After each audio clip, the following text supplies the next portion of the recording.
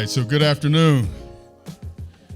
All right, let's try that one more time. Good afternoon. All right, welcome to our monthly Community Coalition meeting. I am Tracy Parsons, the facilitator of this wonderful group. Thank you for making it out. Do we have any first-timers in here today? Got a handful. All right, welcome. So we hope we can get you to put this on your schedule regularly and make it out each month. So this is a great space to meet and know and learn about all the wonderful things happening in our community. If you leave here today and you don't catch up with a person you've been trying to call and email and they haven't been returning them, they'll probably be in here so you can catch them.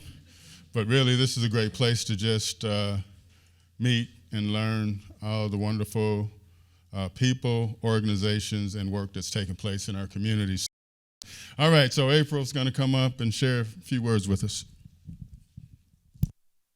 Hi, everyone. Thank you so much for being here. Just a couple of quick housekeeping things before we get started. We are working on the back end to try to streamline our emailing list. So for all of you that are interested in continuing to get the fabulous correspondence that I send out, please do respond to the email form that I sent out. It just has your contact information so we know we want to keep getting these emails and keep being informed about the Community Coalition. Please get those in as soon as possible. That form will close at the end of October, so the sooner the better. If you do have any questions at all, please do let me know. Second, I would like to introduce Tadariana Height. She is our Impact Outreach Worker with the Department of Equity and Engagement. She is joining the Community Coalition team, and she's going to be helping us to run these meetings so they go as smoothly as possible. Last but not least, we have a News, Brews, and Beats. For those of you that are unfamiliar, it is a conversation that is held quarterly that talks about community gun violence and brings on amazing speakers and professionals within the community. So they are hosting, or they're airing their recording of their most recent conversation tomorrow at 7 p.m. Illinois Public Media is where you're going to want to find that information. If you can't find it, let me know. Again, I can send that out to you. And those are my 3 housekeeping things. Yes. Oh, yeah, and there is a clip for that. Tune in Thursday for a special News, Brews, and Beats conversation with 3 local school superintendents. From teacher shortages to safety to diversity, listen to insights from Champaign Unit 4's Sheila Boozer, Urbana's Jennifer Ivory Tatum, and Danville's Alicia Geddes. Thursday night at 7 on WILL TV and streaming on YouTube and the PBS Video app. All right, April, thank you for sharing that. So that News, Brews, and Beats was the bomb. So we have 3 African-American superintendents, Champaign, Urbana, Danville, and Decatur. Unfortunately, the superintendent from Decatur was not able to make it last minute, but the conversation was off the hook. To hear about educational world today, the challenges, the successes, when you think about historically, the fact that we've got 4 African-American superintendents in our region, it's never been a time before that's happened. So it was just a great forum, a great discussion. If it works on your schedules tomorrow night, please tune in, WIL, PBS channel locally. It's in our whole region, so between Danville and Decatur and Champaign-Urbana. All right, so we're gonna bring our law enforcement leadership up right now for their monthly sharing of news and information happening in the police agencies. So let's give them a round of applause as they make it up. Mine is rather brief. As you know, October 1st, we transitioned into campus towns, so that was really seamless that we started, taking over that jurisdiction. Obviously, our calls for service are up, but we're doing a really good job in being present, being proactive, and trying to help our partners out. Additionally, this week is homecoming for U of I, so our officers are very busy. We have homecoming Friday night. We have football Saturday, and then we have a concert Saturday night. So we're preparing for all those events. Nothing as real significant as far as crime waves. We've had a couple of robberies, but we've been really successful in help with our partners and our cameras and locating those individuals that were responsible for that. So our main purpose and scope of what we do as public safety is rely on our partners, rely on our technology, and rely on our community to help us, mitigate some of those issues. But we're busy on campus. We're busy with events, and like I said, the campus town jurisdictional transition went very smoothly. So if there's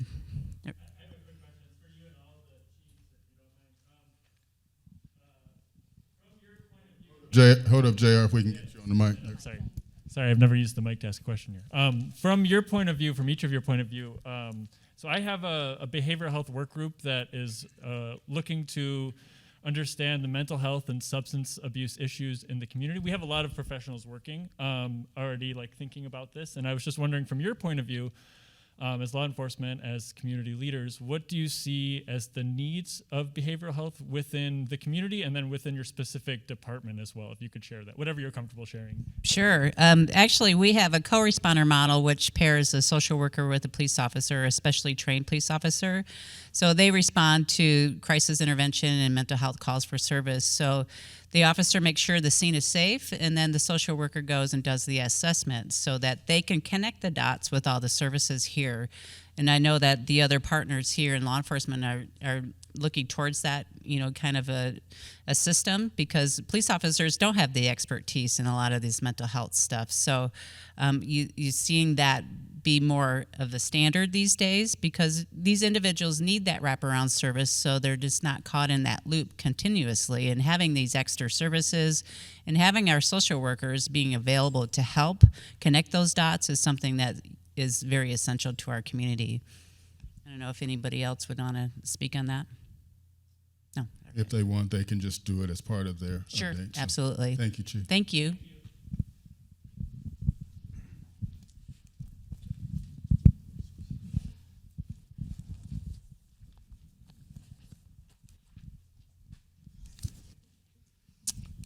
Good afternoon. Shooting report update for the city of Urbana. In the last 30 days, we have only had a total of 5 confirmed shootings. I say only, that's really good. 2022 totals for Urbana are 42, which last year at this time we were at 90. So that's a huge improvement. In the past, a little bit more than 30 days, since September 1st, we have arrested 10 individuals on 8 different incidents for weapons or weapons-related charges. A little bit of good news, we are getting ready to implement a video registration program at the city. I don't have an exact date yet, but I'm told the beginning of next month. And we are catching up to some other departments that already have this in place. And it is where citizens can register that they have a video camera or surveillance footage and would be willing to share that with the police should we need it for an incident that occurs around where they live. So that should be up. There'll be more to follow on that, but that should be up by next month. To answer the question, we too have the co-responder program that is working with Rose Krantz, and we are still doing that full time. Right now, we just have the one officer. I believe she spoke here before, Paige Bennett, but I don't really have anything additional to add that hasn't been said. They can respond to a crisis situation if she's there during her work hours and available. A lot of the work that they do is follow up to provide services, make sure people are plugged in, that they know what's available to them. So that's what they are doing, and we are still currently doing that. Questions? Thanks. Good afternoon, everyone. Dustin Harmon, Champaign County Sheriff. First and foremost, I hope you don't take offense if I leave right after this. I was just told before this meeting my dog was playing fetch and put a tooth through her mouth, and so I've got to go pick her up. So please don't take offense if I leave. As far as gun violence goes, so far in 2022, we have 12 confirmed gun violence incidents. We have had 4 since the last time we met, all 4 of which were in Urbana Township, all 4 of which dealt with property damage only and no injuries. Still, that's about a 50% decrease from where we were at this time last year. Speaking just a tad bit on the mental behavioral health aspect, we are currently without a social worker still. Rosecrans is diligently working to try to find a social worker to replace the one we lost at the sheriff's office. However, you've probably heard of the CESA Act. Chief Carey is on the statewide board for the CESA Act. I was notified yesterday that I'm going to be part of the regional advisory board for the CESA Act. And so I don't know what other kind of law enforcement representation will be on there, but between she and I, with dealing with mental health response, behavioral health response, getting the hotline up and going, mental health response teams, Champaign County is in a really good place with good representation on how that may roll out here in the future. So I just thought I'd add that. It's a little more complicated in county jurisdiction to use resources adequately for behavioral, to address behavioral things and things with a social worker, but we're working on it as diligently as we can, and we're hoping to make a lot of progress on that soon. Thank you, Sheriff. Good afternoon, everyone. Regarding our mental health, we are finalizing our program. I've met with both Urbana and also University of Illinois PD. I like both programs, and so we're working on a different model with the help of my partners here. So we have the completed report to council that I got to submit with the fire department. So more to come. I can't give you specifics until it get approved by the city council. I'm gonna start with good news. Good news. We made 2 promotions Monday. Promoted Jeffrey Kuhn, permanent promotion to Deputy Chief of Investigations, and Kevin Olmstead promoted to Deputy Chief of Patrol. We've had 1 homicide since the last time we met. That was in the 1100 block of North 3rd Street. We're still working that case. Regarding gun violence, we have had 104 confirmed shooting incidents. It's still almost a 51% decrease from this time last year. We've also responded to over 4,000 calls for service. We continue to make proactive traffic stops. We've seized 12 guns on proactive traffic stops. And to end on great news, we had a goal to hire 22 police officers by the end of 2022. We're on forecast to hire 22, maybe 23 if John met here. So yeah, we're on forecast right now to hire 22 new police officers, but we're always looking for more. I can take about 20 more, and I can use about 7 public service representatives, civilian jobs. So if you want to work for a great police agency, please join the Champaign Police Department. Yes. All of you mentioned that there's been this really major decrease in gun violence. Do you have any ideas why that might be? Well, I'm going to speak for, from my foxhole. Everybody know I'm kind of military, so I always be like from my foxhole. One, everything that's been done, the reduction is because of community, public safety. Like, we can't do it on our own. The team that I have here, we call, text each other all the day, every day, and we use each other resources. So you have a great team here, and we share so much information, and our detectives work together. And I think that's what you're saying. But the major key point is the community involvement. All the programs, in Champaign City, the gun reduction blueprint is also helping. But anyone else, did I miss anything, teammates? Yeah. Give him another round of applause, please.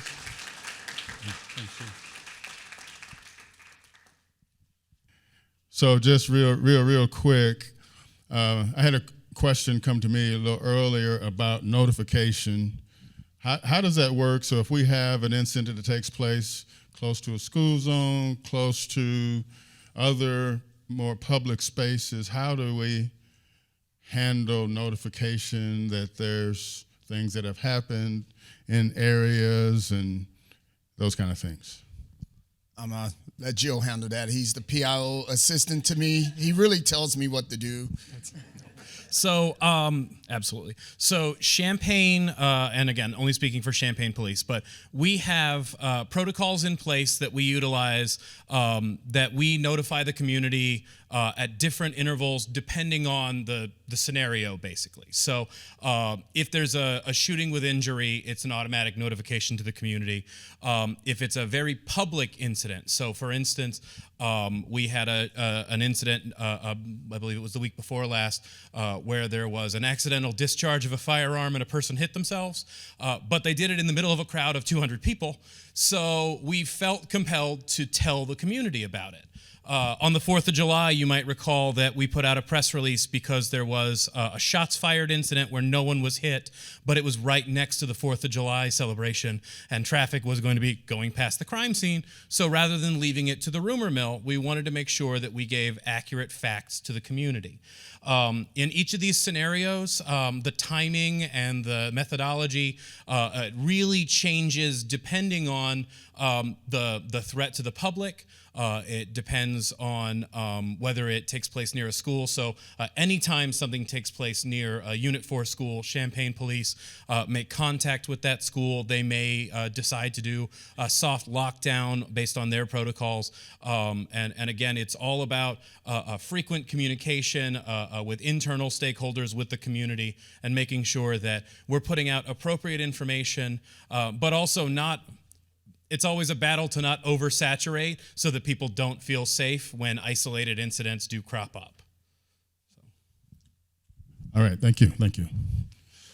Okay, so as we often talk about here in the community coalition meetings, there's just so much great work taking place in the community. So next couple presentations will kind of share some of the things that are taking place. So first up is Jane DeLuz from Visit Champaign County, and one of our community matriarchs. We are indeed honored, Ms. Rivers, that you were able to be here with us today to talk to us about the African American Heritage Trail.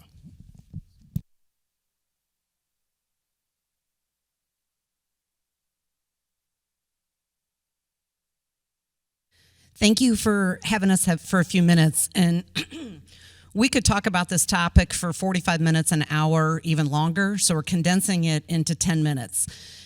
But first, I do want to say, if you would like more information about it, we encourage you. One, there's a flyer at the back of the room that is about some of the upcoming tours that we hope to have start taking place in spring of 2023. Second, please visit the website, and you're going to hear more about it in the presentation, but we encourage you to go onto the website and look at that. So as Tracy mentioned, Jane DeLuz, Visit Champaign County, and what started this was 2 years ago. There was a conversation about how do we celebrate the rich African American history in our community. And there was a request for our organization to work with the community to create a mural that would celebrate Black history. So we got a small group of people and we talked about it and quickly realized that this history would not do justice by having it be in one mural. There was no way we could do it in one mural. Then it was a series of murals. Then we talked about how that would look and what that could feel like. But then we really realized that this needed to be a much more comprehensive program. And so we got a group of people together that was the community committee. And we went first to our matriarchs. I like that Tracy referred to Ms. Rivers as a matriarch of our community, along with Barbara Suggs Mason. And we said, will you work with this group? We want this to be a project that is developed by the community and for the community. Do we want visitors to come from the area? Absolutely, to come see our area, because there's a lot of people that travel for history, but we really wanted this to be something that was for the community. But in a volunteer effort, for many of you that know that there needs to be, that when you work with volunteer efforts, that it needs to be sustainable. We want this to be for decades to come. So our organization, through the Visit Champaign County Foundation, has committed that we will own the trail, and I say that only in the sense of that we will keep it going. It is part of our mission. It is part of our sustainability to have this trail keep going. So collectively, the committee came up with the mission of the trail. The Champaign County African American Heritage Trail is a celebration of the lives and contributions of African Americans in the Champaign County area. The mission is to educate today's residents and visitors about the rich cultural history of a people whose stories have been largely unrecognized but directly shape this place that we call home. Our vision is to inspire conversation, to expand understanding, and contribute to a better society.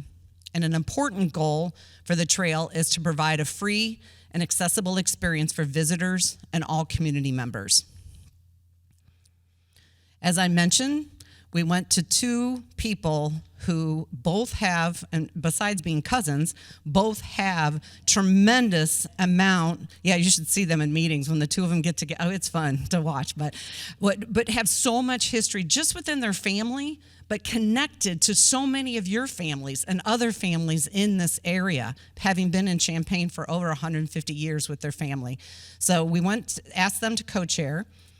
And here is the committee. As you can see, it is a variety of entities, people from the cities, people from the park districts, from the University of Illinois, from anybody that we could think of collectively that would want to be a part of this and create some additional sub-working groups within it to make the trail happen.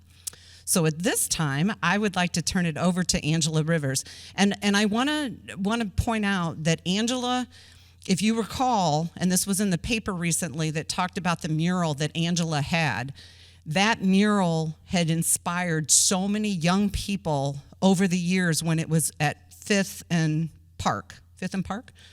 And the fact that we want people to be able to see themselves in this history, because history doesn't stop today. We're not only talking about what happened years ago, we're making history today. What we're doing right here in this room is history, and we want that history and those stories to be shared for decades to come as well. So I'd like to welcome Angela to talk about our efforts.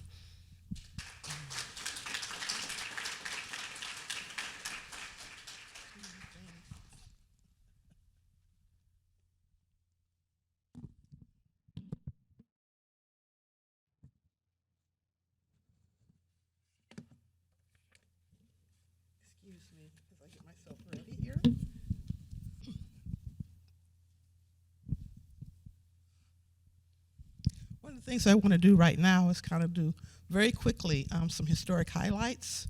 In Champaign County, by the 1850s, African Americans had moved into the county in 1850. Census, there was 2.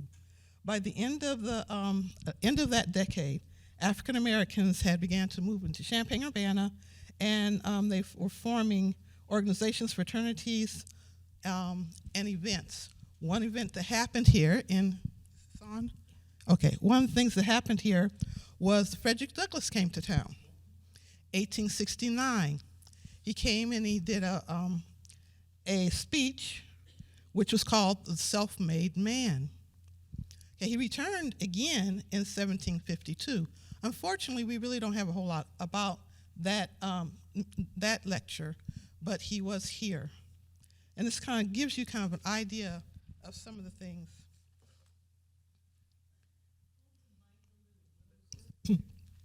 Is this better? Okay. All right, thank you. I'm not used to holding and clicking at the same time. Okay. All right, one of the things with the African American community here in Champaign-Urbana is that it grew as the town grew itself. 3 of the historic churches was Bethel AME Church, or Bethel African Methodist Episcopal Church, which was founded in 1863, the same year that the city of Champaign was incorporated.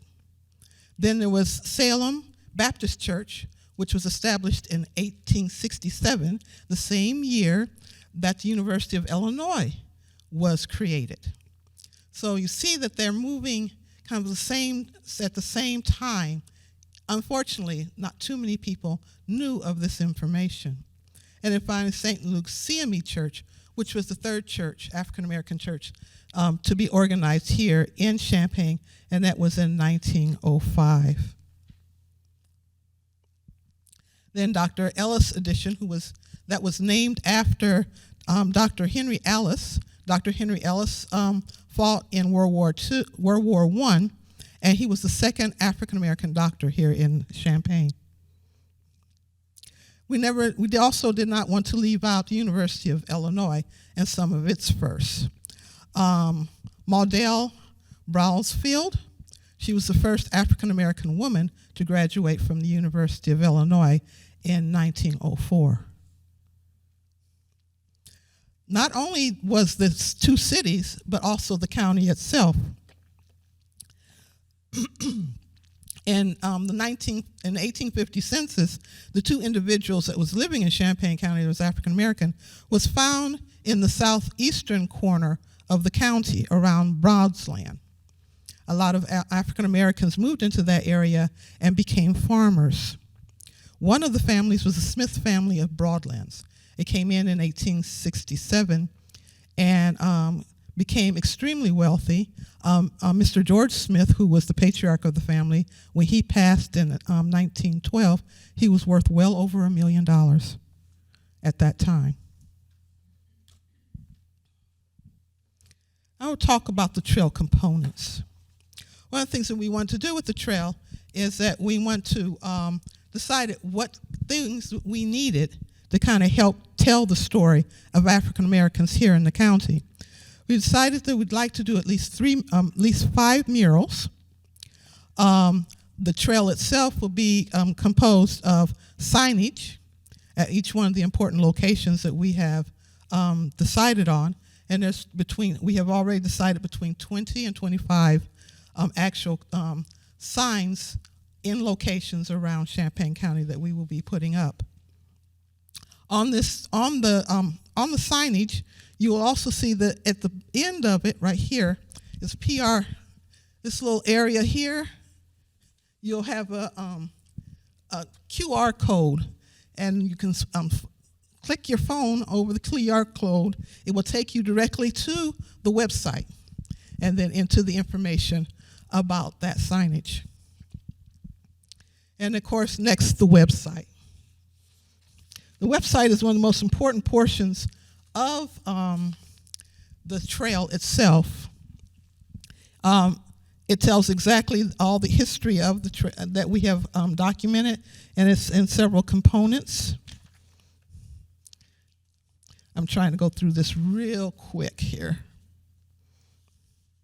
Okay, and those components is designated where we talk about ourselves as the background history of the trail, the components of the trail, which are the persons, locations, and their the trail itself is the website is categorized as with persons, locations, decades, and 10 additional categories to filter out even more.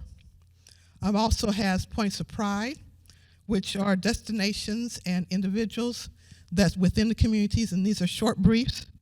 A timeline, extensive timeline, starts 1840 and continues all the way to 2020.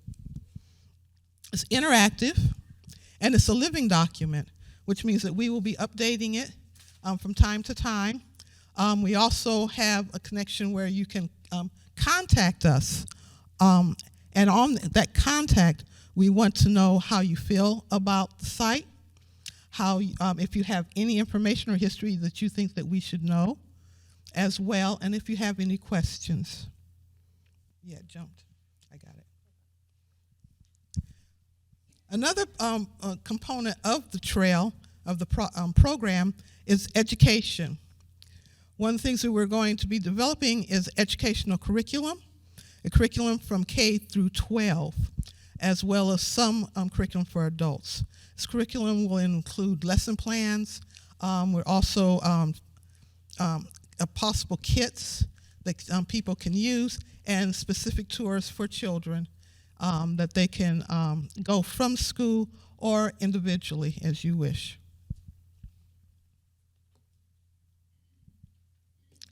The trail also has specific, what we call signature projects. These are projects that we're working with other groups, community groups here in the city to produce or create. One of them is Skelton Park. Skelton Park is located at 1st and University Avenue. This is the way it looks like right now today. We decided on Skelton Park because of its location. It's located at the end of what considers the historic First Street cordon, where African Americans had businesses ever since the mid-1500s. I'm sorry, mid-1800s. Sorry about that. So this was a very good place for us to decide to use this.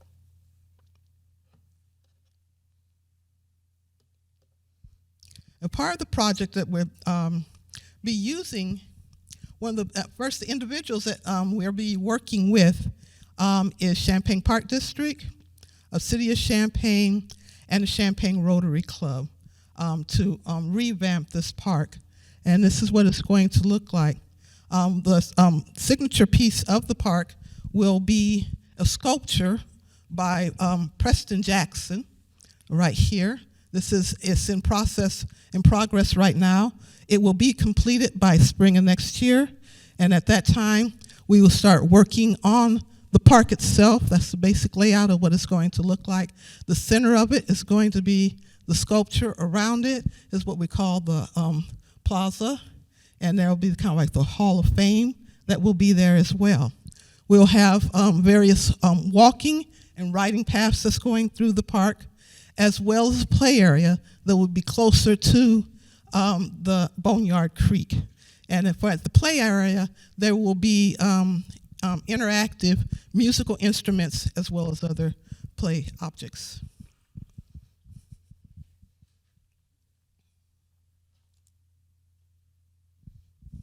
Another signature piece was the mobile mural.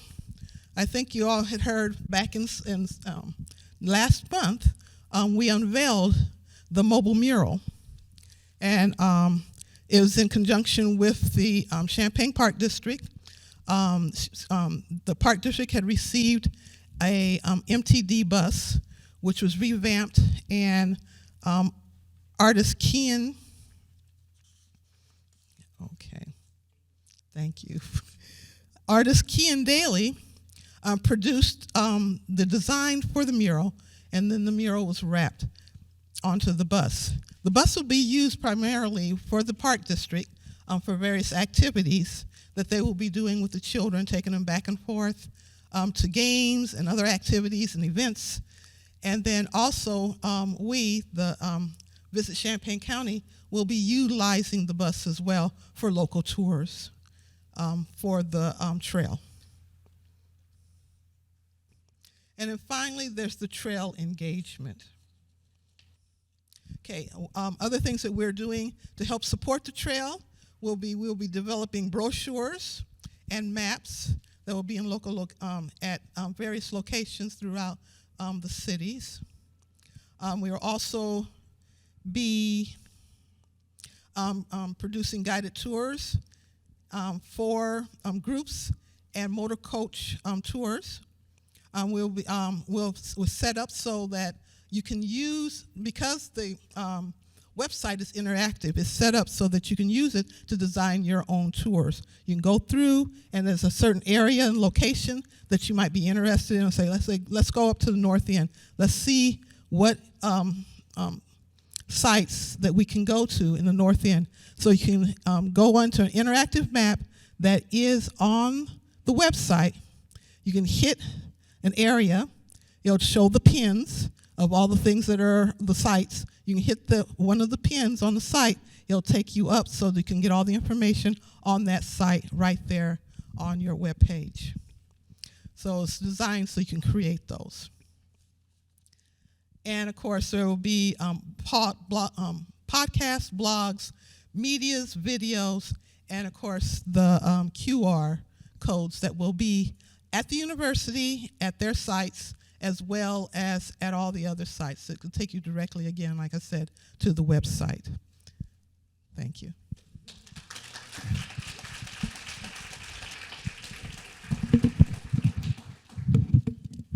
It's very exciting, and I had a chance to be at the unveiling of the bus and just really loved it and was excited about it. All right, so Dr. James Harden is here from Champaign Schools to talk about some work. Thank you, Tracy. Okay, I don't know if you guys hear that. I just looked outside. It is raining canines and felines outside right now, okay? I mean, in epic proportions. Here's what I want to talk about with you all today. I want to talk about school attendance, and you're probably wondering, why am I talking about school attendance in front of the coalition? Because we in Champaign Unit 4, and I bet I can also speak for Urbana School District, we could use some help. And school districts all across the United States, right? Student attendance is so very important, and it's very understated, and we're not talking about it enough. So rather than me boring you with a long presentation, I think we're going to play a little bit of a game. First, one thing that we're going with right now is every student, every day, no exceptions. Every student, every day, no exceptions. All right. So I want to test your knowledge, and here we go. Let me see, right? Yeah, right. Test your knowledge. Here we go. So we're going to make this simple. Here's the rule. Thumb up or thumb down, right? We're going to play true or false, fact or fiction. I'll read them. If you think it's true, you give me a thumb up. If you think it's false, then you give me a thumb down, all right? Do we need to practice? Okay, you're very smart. This is the honors class, I see, so we'll just move forward. Number 1 says, missing school 1 day per week means missing 1 full year of instruction for every 5 years that a student is in school. Fact or fiction? That is a fact. If a student misses 1 day per week, that's 20% right there. So if you go 5 years on 20%, that's 100%. They've missed 1 calendar year every 5 years. That means by the time they graduate high school, they are at least 2 years behind academically, right? By the time they're in 5th grade, that is kind of like the highest they would really be is with 4th grade, in the 4th grade. And we talk about reading levels, and we know, and you hear all over, 3rd grade is a make or break time. I mean, if students are not functioning at a certain capacity and reading ability, math, et cetera, by 3rd grade, it is so very hard for us to catch them up. Our teachers are phenomenal and they work hard, but they walk on water when it rains, but sometimes when it's not raining, it's hard for them to perform miracles. So it's important that we message this. Number 2, if a student misses 2 days per month, the chance of that student graduating high school on time decreases by more than 20%. Fact or fiction?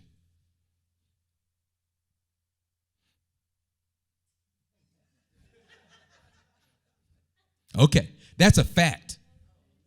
That is a fact. If a student misses just 2 days per month, that makes them chronically truant. Okay? Anybody want to take a stab really quickly at, in the state of Illinois, what is the rate of chronic truancy?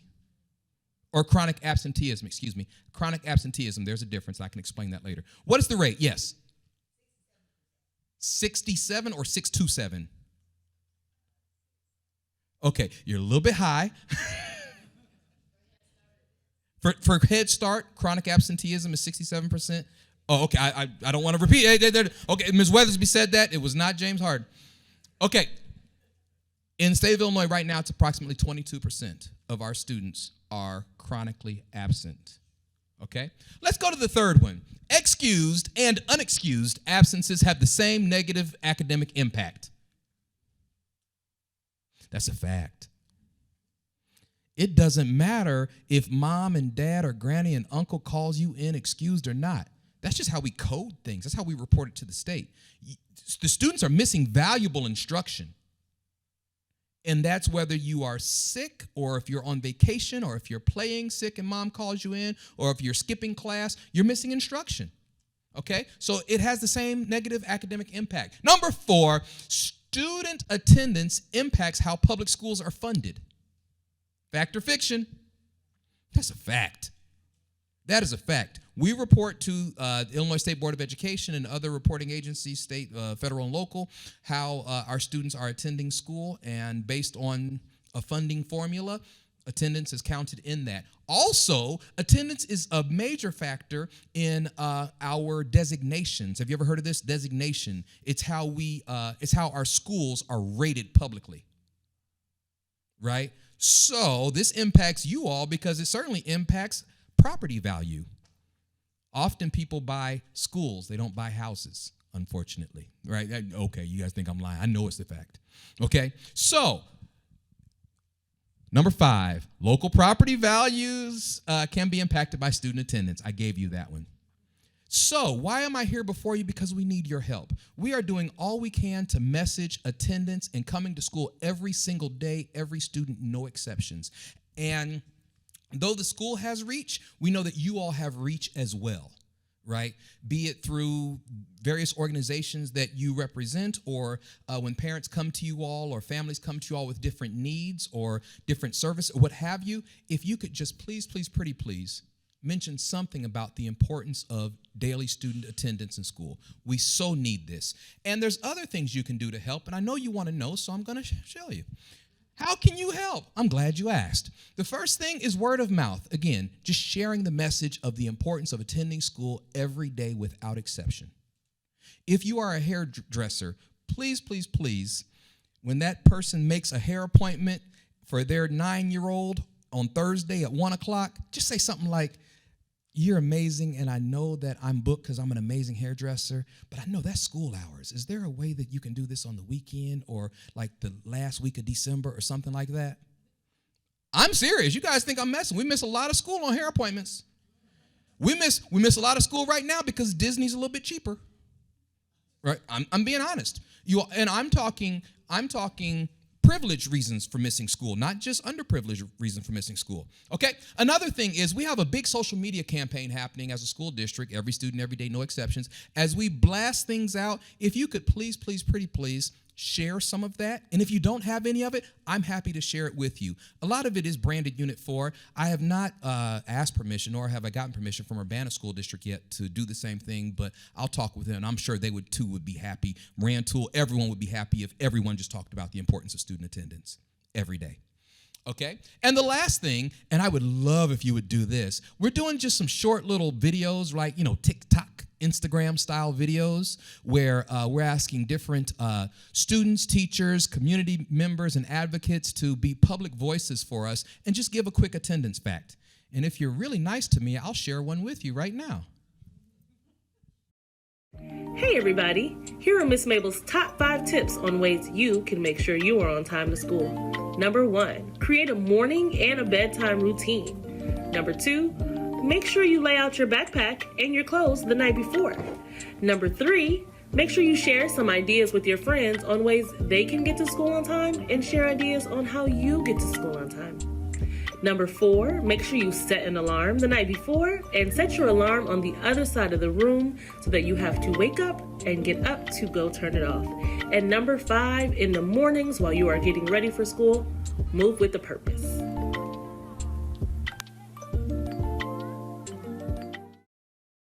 I would love. Hey everybody, I would love to have you and your wonderful face be on a video for the school district and doing what you can to assist us. A lot of you all have social capital and or different people, and you might be able to say, "Hey, I'm the chief of police, and I would love for you to go to school so I don't have to see you between 8 and 3 o'clock." Something like that. Again, a lot of your faces I know from various rooms, and I would love for you all to do that. If you would like to do a video, I would love to have you do it. Please contact me and or someone from the school district. They will point you right to me, and we will get this done. We have one more slide, and it might be the most important slide, and I promise to give up the microphone. Uh-oh, did we lose a slide? Okay, I'm sorry. The trail was amazing. Questions, walkers, one. This is the most important slide. Not this one. Go next. We are still hiring. If you need a job, Unit 4 has a job for you if you need one. We are hiring. Thank you guys so much. If you have any questions or concerns, I'm happy to answer them. You can catch me outside. Do we have time now, or just should I stick? Questions? Do we have questions? Okay. Okay, we got a couple. Hold on, Jenny. We got to get you a mic so you record it. One in the back, too. Absolutely. I want to share everything, really, but the fact fiction slide that you began your presentation with is that available on like a Unit 4 website or something so that I could print it out and take it to Moms Demand Action, which meets tomorrow at 7 o'clock, our monthly meeting? Hold on, I have a question. Champaign Does Public Moms Library. Demand Action meet tomorrow night at 7? 7 p.m. at Champaign Public Library. Okay, I just wanted to make sure. Short answer is no. Longer answer is yes, I can make it, will be. If you give me your information, I will send it to you. And if Moms Demand Action, who meet tomorrow at 7 o'clock, want to record a video, I'm happy to assist with that as well. I know we had another question in the back. I think there was a gentleman, I'm sorry, there was someone else. Okay, I see somebody. Hold on, I'm sorry, hold on one second. What do you do when parents have last-minute problems like childcare or transportation? Do you have any way of recording that or keeping track of that? Because that's my experience, that some of it is the parents just have traumas that come up. Yes, we do. Okay, so I'm going to make this as quick as possible. We have coding that goes to the state. And often, if you're old school like me, you probably think that, hey, if my kid misses school, they're not going to be able to make up their work and blah, blah, blah, blah, blah, blah, blah. And it's just, we're not punitive. We're not that way, right? We give students every opportunity, and we bend very far to make our students successful. So when something happens, we hate when it happens. Just please get your kid to school. I mean, that's our thing. Just please bring them to school as often as possible. When these things happen, we work and we have truancy people that assist with those kinds of things. I'm so sorry to rush you. Quick question. Besides the message and the TikTok videos, are there going to be other campaign tools, or will there be other factoids or information available on social media, things we can include in emails, whatever? Yes, ma'am. So we have some things that will be in our newsletters that the teacher or the principals will be sending home. Some of that's happening. We also will be, we have billboards that we're in the process of renting things, and I am happy to share with you or anyone some information that you guys can blast out on your schedules whenever you want to. And his last one, other than this, catch me outside. I just want to know, do you have with you any of the attendance records or percentages of attendance? Any numbers? So we have a data warehouse for the Champaign School District. All districts have a data warehouse, and it's public facing, where we let you know what our data is. Some of it you can just dig up on Illinois State Board of Education public school report card. I'll come back and I'll show you how to get to it. But there's, and it breaks it down by low income or upper middle class income, however we would say that, low SES, free and reduced lunch, by demographic, by race, by gender, by students with special needs. We break it down 100 different ways. So yes, we can do that. Thank you, Dr. Hurden. All right. Thank you so much.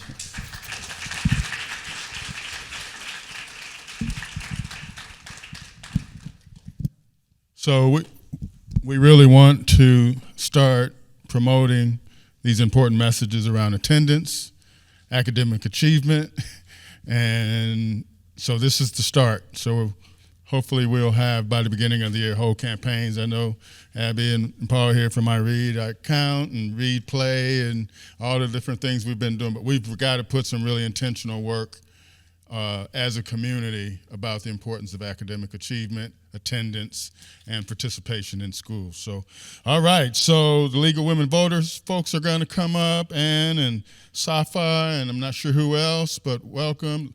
So we don't tell you how to vote and who to vote for, but the importance of voting is critical for our community and our society and how we function and work. So Ann Prison is here from the League of Women Voters. Thanks, Tracy. It's great to see everybody this afternoon.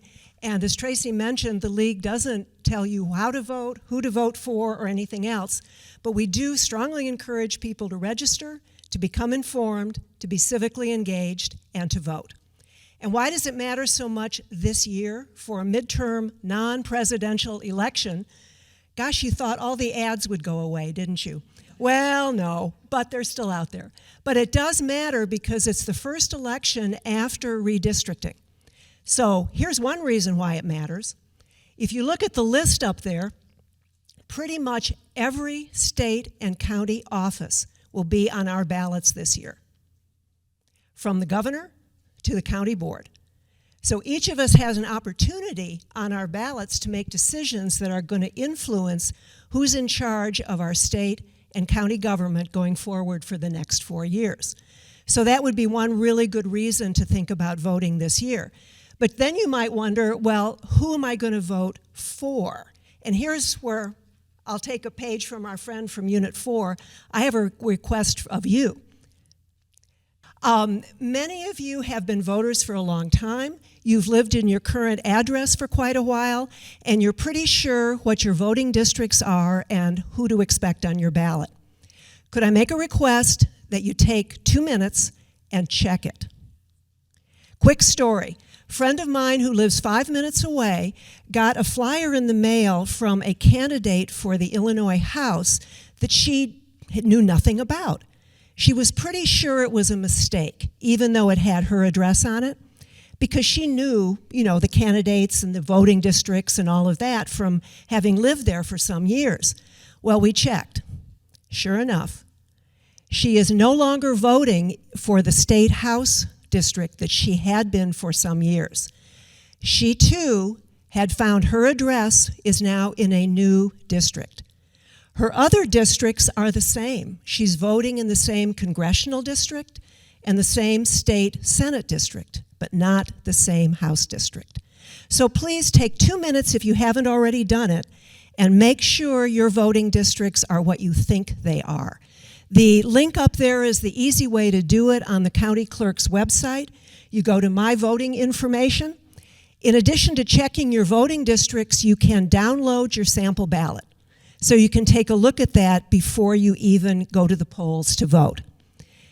And once you've made sure which districts you're in, you can take a look at the nonpartisan Champaign County Candidate Guide, developed by a friend of ours, and check out the candidates in contested races in your voting districts. Lots of good information there, from the governor's race down to the county board. And just a few quick reminders, you do still have 3 ways to vote in Champaign County and in the rest of Illinois. You can still request a mail ballot through November 3rd, but if you want to vote by mail, I suggest you might want to request one sooner than that so that you have time to receive it, research the candidates, and return it. You can return your mail ballot through the U.S. Postal Service, postage paid, so no cost to you, or use one of the orange drop boxes that are around the county. You can put your ballot in those up till 7 p.m. on Election Day.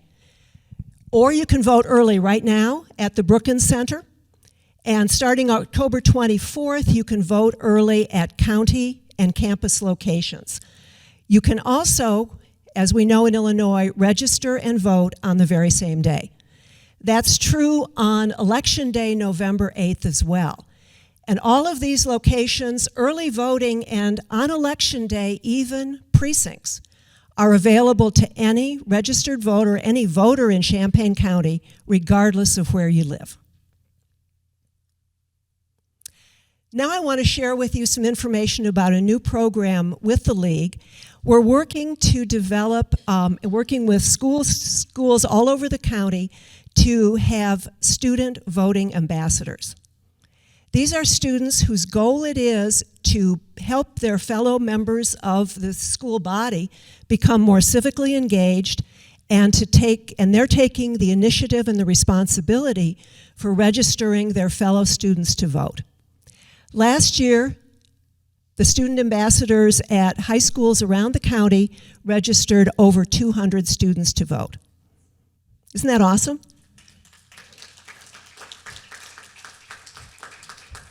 This year, we've added a few more student ambassadors. There are now 12, and you can see the list of schools. And for some reason, the wonderful photo I had in there isn't showing up. But it was of 2 student ambassadors from Urbana High School. But we have with us today a real student ambassador. This is Safa Shakir. She's from Uni High School, and she wants to take a few minutes to tell you why she became involved. Hi everyone, my name is Safa Shakir and I go to Uni High. Last year, I distinctly remember my history teacher telling us about the League of Women Voters and their new Student Ambassador program. Before that, I hadn't really heard of the League, but I'm really interested in government, politics, and law, so I decided to check them out. The main reason why I ended up applying to be an ambassador was because I felt like my values, especially when it came to voting, aligned with the League. I believe that as members of a democracy, it's very important that we participate in government by going out to vote. Regardless if it's for like a local election or a national election, for president or for county clerk, voting is the way that we have our voices heard. And I think that it's especially important that we have a group that's here to guide and educate people on how to register to vote and where and when to vote. I remember last year we had a voter registration event at my school. We contacted the principal, the teachers, and were able to secure a place in the library.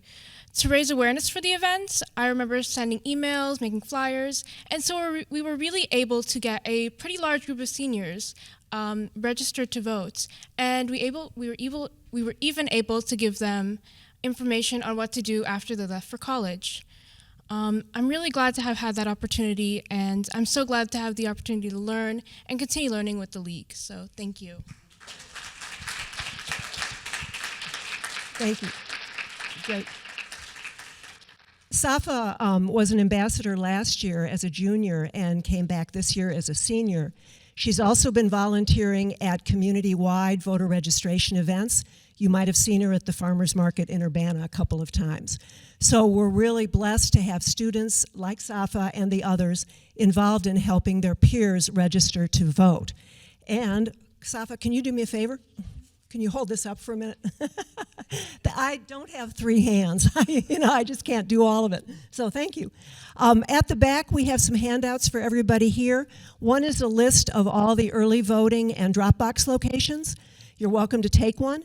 We also have posters. You want to hold it way up? Posters and flyers in English and Spanish that you're welcome to take for your offices or places where you work. You can take more than one copy if you want. If you need more, Carol Baxter, who's another member of our group, will be back there and taking your contact information. So please do make use of that. And before I do the last slide, sir, you had a question? So just a quick question. So you said you had English and Spanish. Do you have information available in French at all for distribution? I'm so glad you asked. The short answer is not yet. Thanks to the translation department at the University of Illinois, we do have the Spanish version. We're now going to be working on French and Mandarin. So if not this fall, next spring. Thank you. And the last slide is the most important. This is my favorite quotation about elections. It sounds simple, but it's true. Elections are determined not by the people who pontificate about them, but by the people who show up. And I'm confident that everyone in this room will show up. Thank you.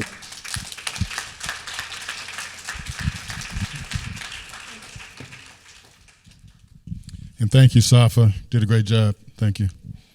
All right. So Sally Carter's going to come talk with us about Victory Fest.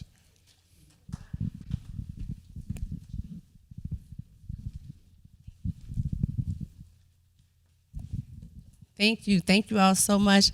First of all, Tracy, thank you so much for sharing this platform. Really appreciate what you all do here at the coalition. I won't be before you long because I've talked to you all before about Victory Fest. With everything that is going on, it's evident that a lot is happening in Champaign just by looking in this room.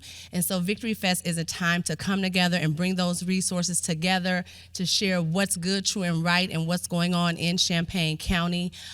We're really excited, just to give a couple updates. We're excited about our main stage where we have some confirmed performers, local artists, trying to think of who, local artists, spoken word artists, and guests and performers. We're excited about the support from the Champaign Coalition, where, let me see here, who's next? Lisa D. Daniels is one of our main guest speakers. Lisa Daniels is from Chicago, and 10 years ago, her son was violently taken away through gun violence. It was a robbery gone wrong, and Lisa was determined not to allow her son's life to be known by his greatest mistake.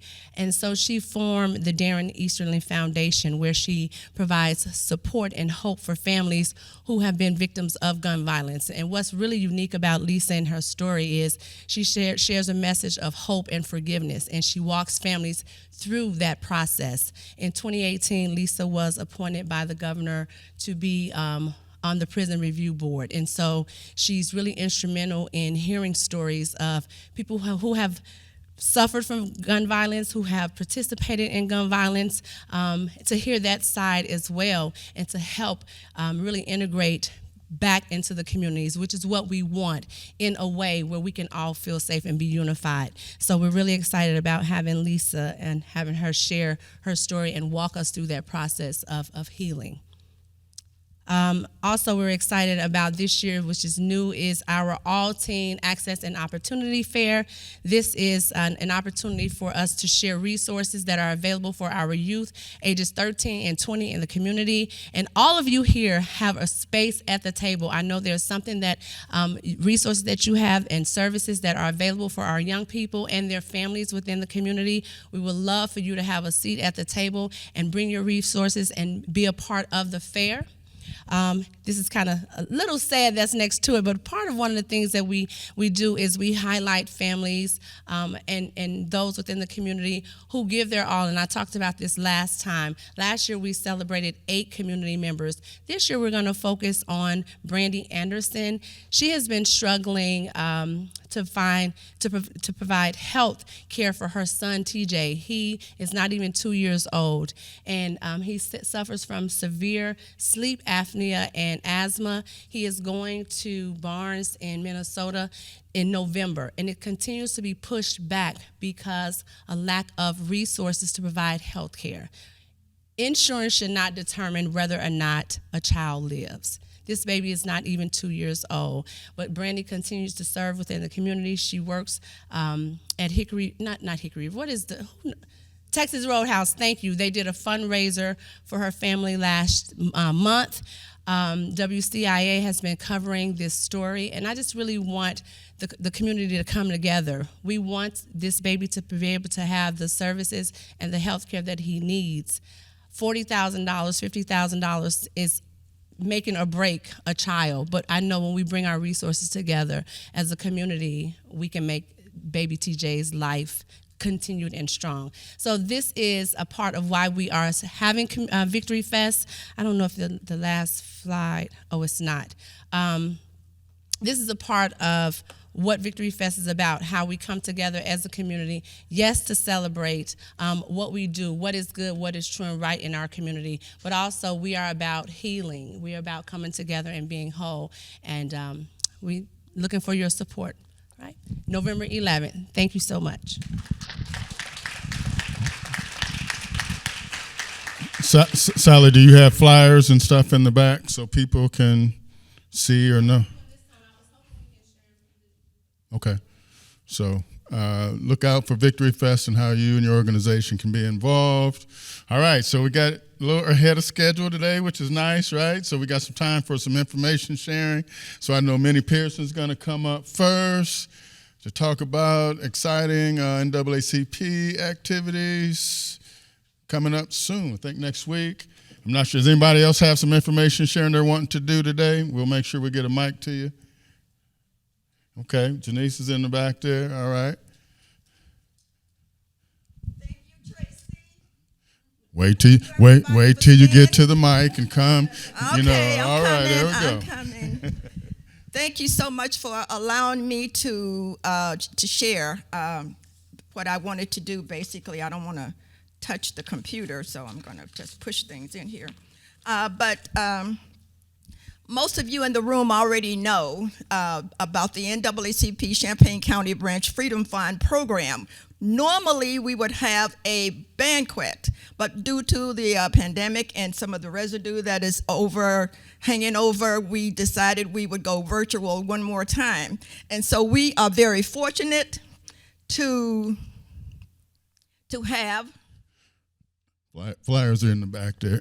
Okay, we have flyers in the back, but this year, we are having our Freedom Fund program on October the 21st, 2022 at 6 o'clock in the evening, and it's virtual. And we are very, very excited. This is our annual fundraiser. And so because we're not doing it in person, it is a fundraiser, so we do donations and we sell our ads. And so Dr. Sampson is our he's an associate professor of public policy at DePage University in Chicago. He's also the author of Black Students' Achievement, which is a Scarecrow Education 2002. He is going to be our keynote speaker. We are extremely excited to have him because he brings out the point in his book that it is so important. It is very, very important. Parents are a big part of the child's education. Parents are a big part.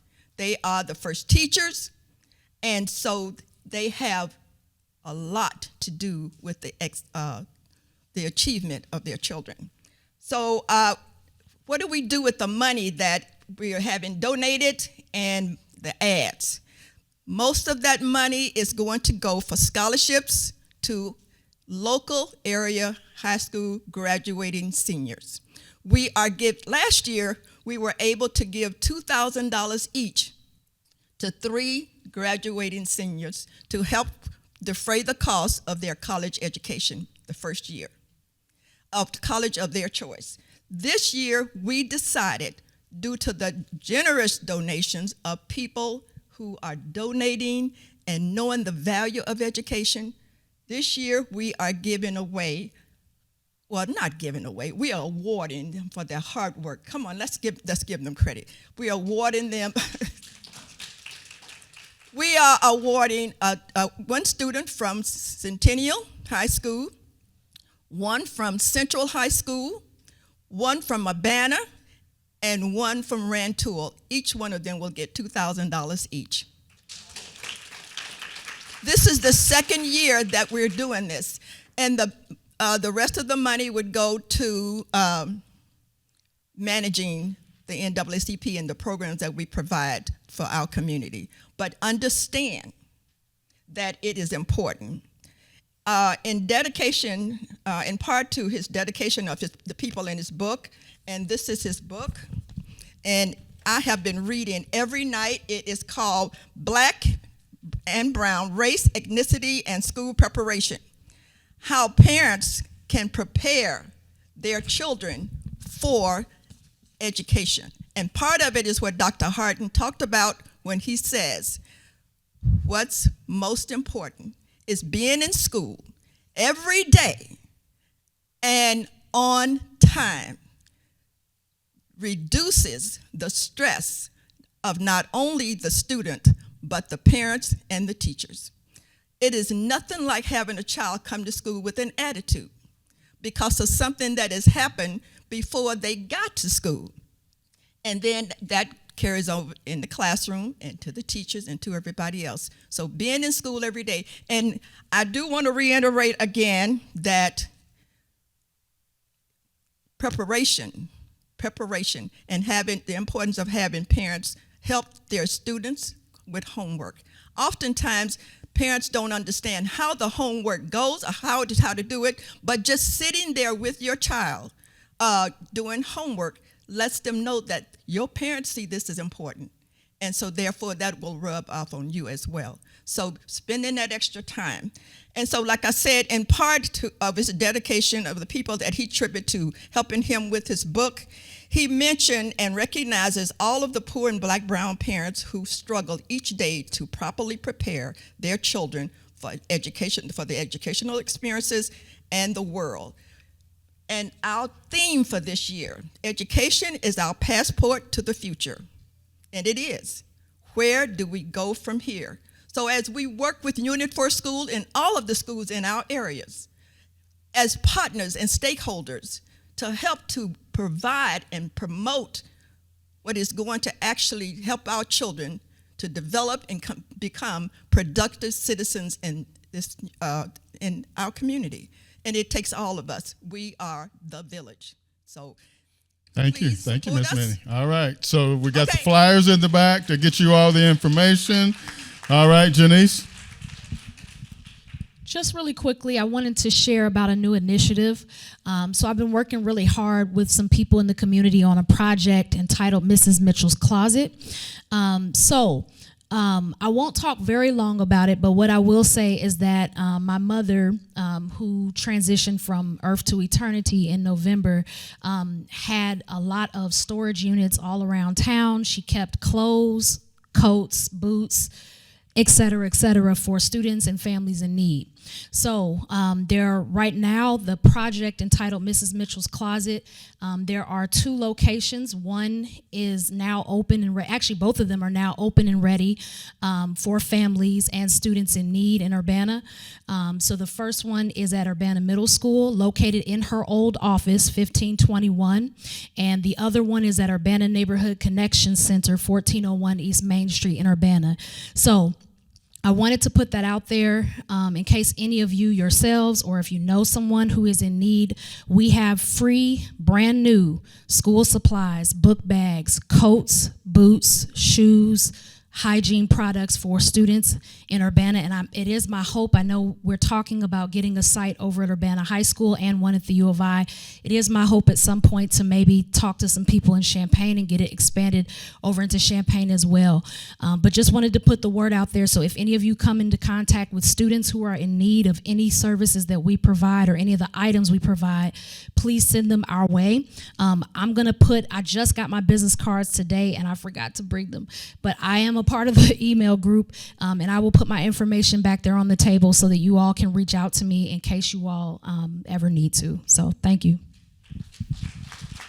All right, so please respond to April's emails about getting your emails. We're cleaning up our coalition email list, so please respond before the end of the month.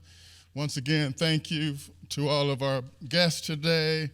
Mother Rivers, thank you so much, and just thank you for all the work that you're doing to make our community be the best that it can be. So peace and love to you all. See you next month.